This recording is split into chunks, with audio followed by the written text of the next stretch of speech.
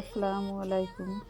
প্রথমে আমি গোস্তগুলোকে ধুয়ে নিয়েছি, এরপর এর সাথে হলুদের গুঁড়ো দিয়ে দিয়েছি, এরপর এর সাথে অল্প পরিমাণ লবণ দিয়ে এগুলোকে মাখাবো। মাখানো হয়ে গেলে এগুলোকে আমি ভেজে নিব। এর জন্য আমি একটি কড়াইতে দিয়ে দিচ্ছি তেল।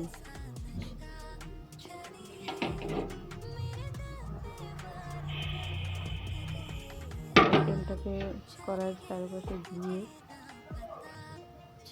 এখন আমি গোস্ত দিয়ে দিচ্ছি।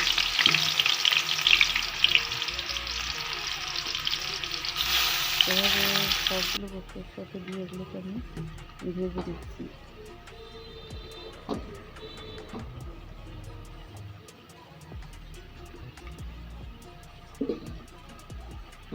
এভাবে ভেজে নিতে এবার আমি অন্য একটা কড়াইতে তেল দিয়ে দিচ্ছি, এর সাথে আমি দিয়ে দিব পেঁয়াজ কুচি, এরপর দিব রসুন কুচি,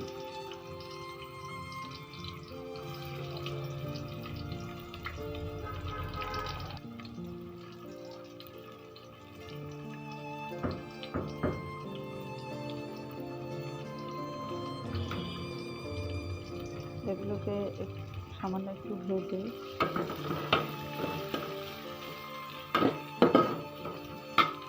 এর সাথে আমি অল্প পরিমাণ পানি দিয়ে দিব। এবার এগুলোকে একটু নেড়ে চেড়ে এর সাথে আমি দিয়ে দিব হলুদের গুঁড়ো, এরপর দিয়ে দিব মরিচের গুঁড়ো,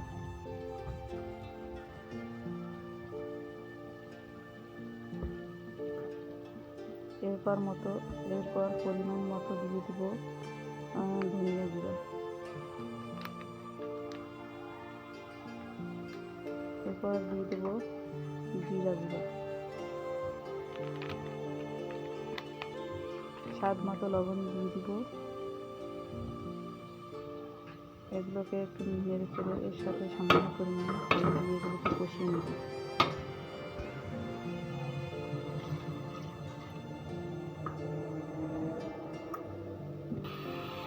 দেখুন কত সুন্দর দেখাচ্ছে।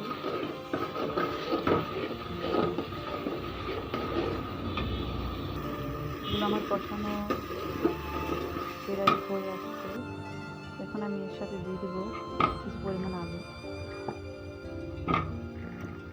আলু দেওয়ার পর আমি এগুলোকে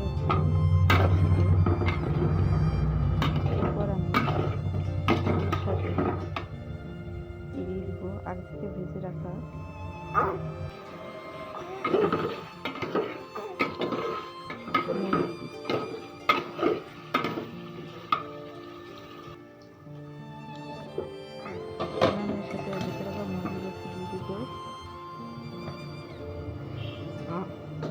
এগুলোকে একটু নেড়ে চেড়ে সামান্য কষাবো।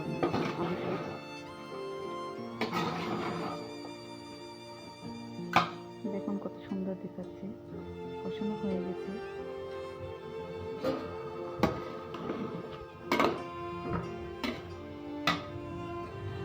এরপর আমি এর সাথে সামান্য পরিমাণ পানি দিব।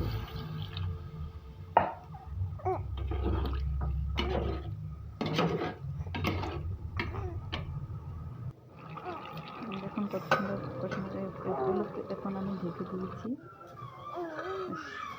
দেখুন কত সুন্দর করে রান্না হয়ে গেল মুরগির গোশত ভুনা।